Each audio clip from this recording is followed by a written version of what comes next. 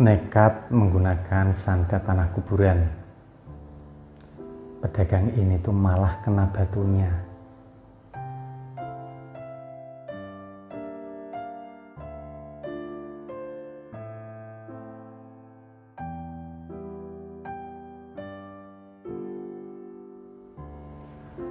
Assalamualaikum warahmatullahi wabarakatuh.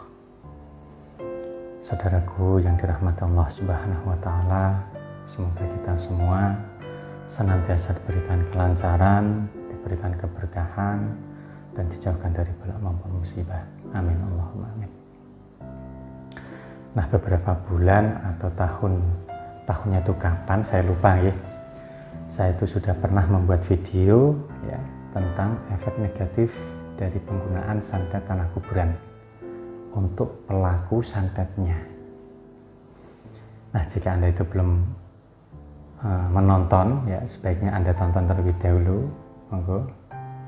Ya, karena kasus yang akan saya share ini itu adalah contoh, ya, contoh dari orang atau pelaku santet tanah kuburan. Nah, sebut saja namanya itu adalah Pak Tio. Ya, tentu nama ini nama samaran ya. Nah, beliau itu adalah pedagang bakso di pasar besar ya, di salah satu kota di Jawa Tengah. Ya, kebetulan dekat dengan Jepara. Nah, tapi tidak saya sebutkan untuk kotanya. Usaha bakso Pak Tio ini berjalan sewajarnya ya, tidak sepi dan tidak pula ramai. Ya, wajar-wajar sajalah ya. Untungnya pun itu cukup ya, untuk kebutuhan sehari, dan sedikit-sedikit itu bisa untuk menabung ya, bisa disisihkan ya. Nah, sampai satu waktu ya, pasar tempat beliau itu ya, tempat berjualan Pak Tio ini itu kebakaran. Ya, satu pasar yang saya maksudkan ya, bukan milik Pak Tio saja, tapi satu pasar ini kebakaran. Nah, singkat cerita, ketika pembangunan ulang ya, pasar itu sudah selesai, Pak Tio ini itu dipindah tempat dagangannya oleh yang berkepentingan. Tempat usaha Pak Tio ini itu berdekatan dengan para pedagang bakso yang lainnya. Ya, tidak hanya jualan bakso ya, tapi juga mie ayam, soto, dan usaha kuliner lainnya. Nah, menurut Pak Tio ini, karena efek relokasi ini dagangannya itu sepi, dan justru bakso dan pedagang kuliner yang lainnya ini semakin ramai. Hanya Pak Tio saja yang usahanya itu sepi. Ya, karena iri, dengki, dan sakit hati, maka Pak Tio ini gelap mata dan berniat untuk menyantet pesaing dagangan dengan santet media tanah kuburan ini. Ya, di video tentang santet tanah kuburan, ya, jika Anda itu ingat, untuk salah satu efeknya itu adalah muncul penyakit kulit disertai gatal-gatal di tangan dan di kaki. Nah, tidak butuh waktu lama nih, tidak sampai 1 minggu lah, penyakit kulit ini menyerang Pak Tio. Memang benar keinginan Pak Tio ini terwujud. Para pesaingnya ya, usahanya itu sepi.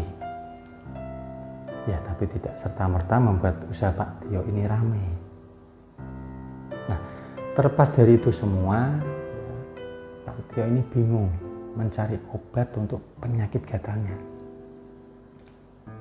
Ya, karena sangat mengganggu ya, baik ketika berdagang maupun ketika sudah di rumah. Nah, tindakan medis itu sudah dilakukan, tapi tetap saja rasa gatal di tangan dan di kaki masih terasa. Nah, sampai akhirnya ya, beliau ini konsultasi dengan saya,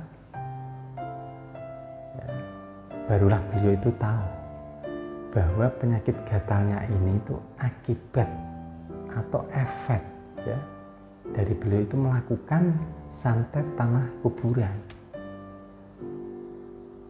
Nah, untuk solusinya sendiri saya sarankan ya Pak Tio itu untuk menemui dukun atau paranormal yang dipercaya ya oleh Pak Tio untuk melakukan santet tanah kuburan.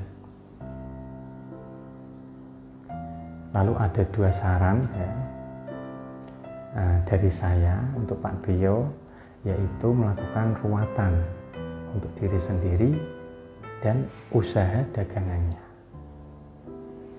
Nah, lalu yang kedua yaitu menggunakan sarana mustika penglarisan khusus. Nah, hal ini tuh agar beliau itu fokus ya, fokus saja ke usahanya tanpa harus melihat ramainya para pesaing-pesaing Pak Tio ini. Nah, kurang lebihnya seperti itu ya. Cerita dari kasus Pak Tio ini pelaku santet tanah kuburan. Nah, semoga kita semua itu bisa mengambil hikmah ya dari kasus beliau. Nah, jika Anda itu ingin berkonsultasi ya, dengan saya, silahkan Anda bisa menghubungi di nomor 0811 30 70 22, atau Anda bisa menghubungi dengan Mas Adi ya, asisten saya di nomor 0811 3990 3990. Monggo. Nah, terakhir, jika Anda belum subscribe channel ini, silahkan klik subscribe, like, dan share agar channel ini semakin berkembang dan bisa membantu permasalahan-permasalahan Anda semua. Nah, saya Bahram Doni pamit undur diri. Wallahul muwaffiq ila aqwamit thoriq. Wassalamualaikum warahmatullahi wabarakatuh.